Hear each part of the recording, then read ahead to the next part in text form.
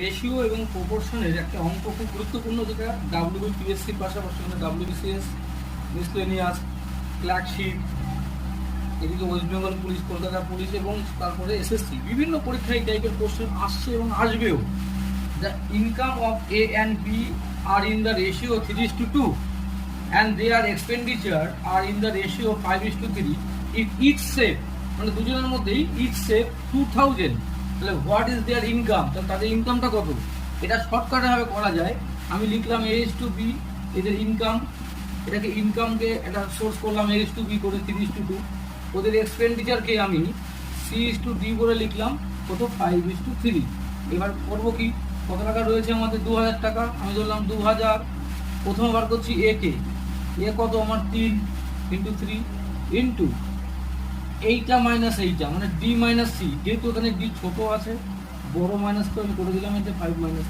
এইবার এই সঙ্গে এই কোনাকুনি গুণ করে মাইনাস করে দাও, কি হচ্ছে 3-এর সঙ্গে 3 দিতে 9, 5 2 10, মানে কত হচ্ছে 1, 3 ইন্টু 3 মাইনাস 5 ইন্টু 2, দেখো 10 হলে একই আসছে আনসার। তাহলে কত হবে 9 মাইনাস 10 মানে একই আসবে।